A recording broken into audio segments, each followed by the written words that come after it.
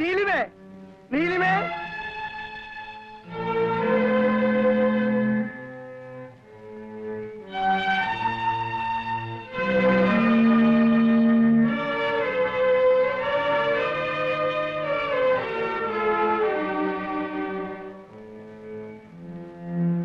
മോളെ, പെട്ടിയിൽ കുറെ സ്ഥലം ബാക്കി വെച്ചേക്കണം.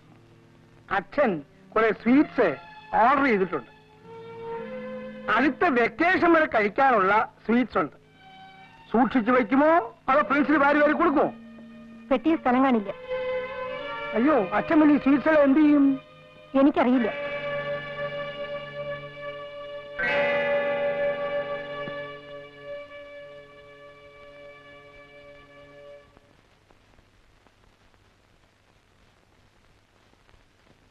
ചേച്ചി, രാവിലെ ഞാൻ പോണു. വീണ്ടും ആ ഹോസ്റ്റലിലേക്ക് കയറി ചെല്ലാൻ നാണം തോന്നുന്നുണ്ടാവും അല്ലേ? ഈ വീട്ടിൽ കഴിയുന്നതിനേക്കാൾ വലിയ നാണക്കേടൊന്നും അല്ലത്. അനിയത്തിയെ കാണാനാണെന്നും പറഞ്ഞ് ചേട്ടന് വീണ്ടും ഹോസ്റ്റലിൽ വരാമല്ലോ അല്ലേ? ചേച്ചി, ചേട്ടന് പുതിയ ഇരകളെ പിടിച്ചു കൊടുക്കാനുള്ള ഹോസ്റ്റൽ വാസം. മതി, അനാവശ്യം പറയരുത്. നേര് പറയുമ്പോൾ കേട്ടു നിൽക്കാൻ കുശരില്ല അല്ലേ? ശബ്ദിക്കരുത്. പേടിപ്പിക്കണോ? ചേട്ടാ Ready? ഒന്ന് പോ ചേട്ടാ. ചേച്ചി, പോ പുറത്ത്. ചേച്ചി, നിന്നോടാണ്.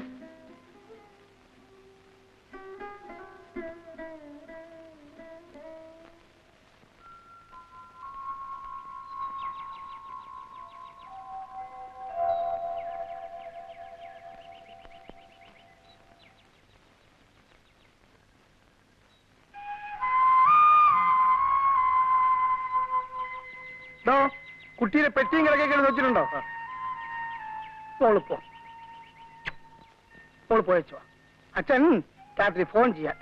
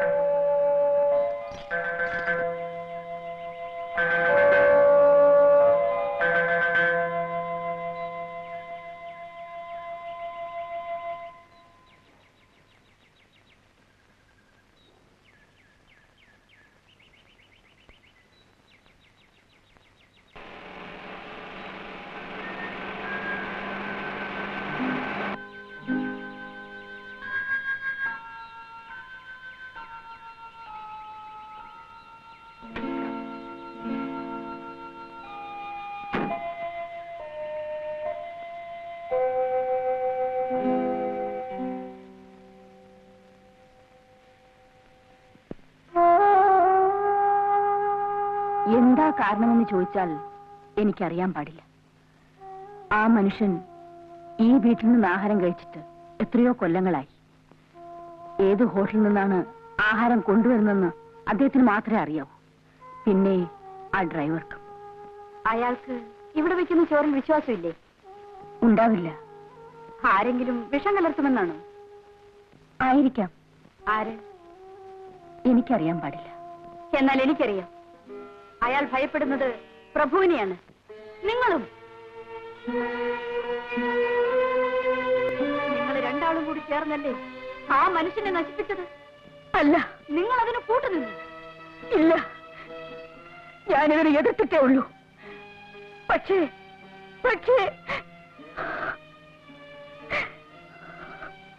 ഞാൻ നിസ്സഹായായിരുന്നു കുട്ടി. ഞാൻ മനസ്സിലായില്ല. ഭർത്താവ് മരിച്ചതോടുകൂടി എനിക്ക് ആരും ഇല്ലാതെയായി. എനിക്ക് അയാളെ പേടിയായിരുന്നു. അതയാൾ മുതലെടുത്തു. അയാൾക്ക് വേണ്ടിയിരുന്നത് സ്വത്ത് മാത്രമായിരുന്നു. അതെനിക്ക് അന്ന് മനസ്സിലായിരുന്നില്ല. നീലിമ ജനിച്ചതോടുകൂടി അതെനിക്ക് വ്യക്തമായി. പിന്നെ അയാളുടെ ഭയം എന്റെ മോനെ ആയിരുന്നു. അയാൾ അവനെ തളർത്തി. നേരെ നിന്ന് ചോദിക്കാൻ കരുത്തില്ലാത്തവനാക്കി പണം വാരി കോരിക്കൊടുത്ത് അവനെ വഴിതിരിച്ചു വിട്ടു. കുഞ്ഞ് പാല്. കുഞ്ഞ് നല്ലവണ്ണം പഠിക്കണം കേട്ടോ. മോനെ, ടെക്സ്റ്റ് ബുക്കുകൾ മാത്രം വായിച്ച് പഠിച്ചതുകൊണ്ട് മനുഷ്യന് അറിവ് കിട്ടിയില്ല. എന്താണ് നോക്കൊണ്ട് നിൽക്കുന്നത്?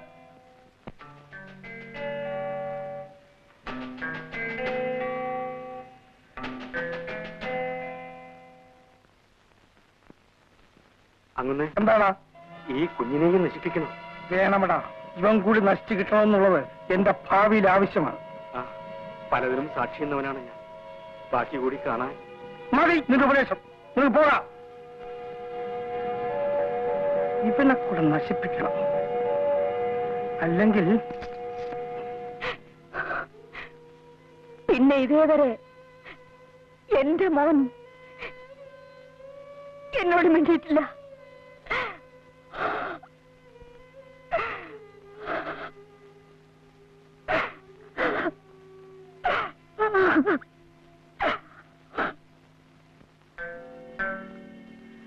അന്നേ പിന്നെ ഇന്നേ തീയതി വരെ ടാക്സി ഇറക്കിയിട്ടില്ല. പിള്ളേരും കെട്ടിയോളും പട്ടിണിയും. നീ ധൈര്യമായി ടാക്സി ഇറക്കണം. അയ്യോ, പിടിച്ചാലോ? എല്ലാം ഒന്ന് പറഞ്ഞു കൊടുത്തേ കെട്ടണോ?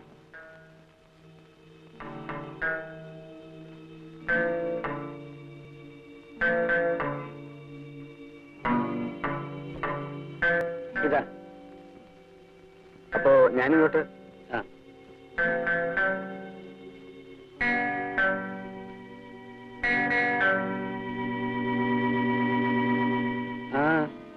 എന്താ? ഒന്നുമില്ല. എവിടെയൊക്കെയുള്ള വേശികള് അബോർഷൻ ചെയ്ത് മരിക്കുന്നു. എവിടെയൊക്കെയുള്ള ടാക്സി ഡ്രൈവർമാര് അതും ഇതും പറഞ്ഞ് ബ്ലാക്ക്മെയിൽ ചെയ്ത് പണം ഉണ്ടാക്കുന്നു. ലോകത്തെ കിടുകിട വിറപ്പിക്കുന്ന എന്റെ ഭർത്താവ് ഒരു ടാക്സിക്കാരന്റെ മുൻപിൽ ആലില് പോലെ നിന്ന് വിറയ്ക്കുന്നു. എനിക്കിതൊക്കെ കാണും.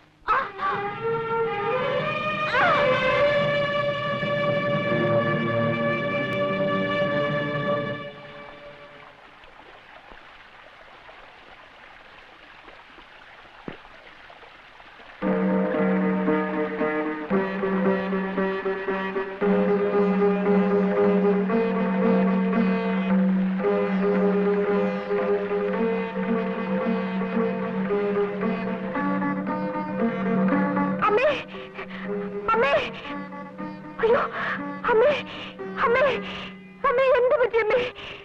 അമ്മേ, അയ്യോ, എന്ത് പറ്റി? എന്തോ ഒരു ശബ്ദം കേട്ട് ഞാൻ ഓടി വന്ന് നോക്കുമ്പോ അമ്മ ഈ കിടപ്പ. മിണ്ടാട്ടോ ഇല്ല, അനക്കോ ഇല്ല. അയ്യോ അമ്മേ, അമ്മേ.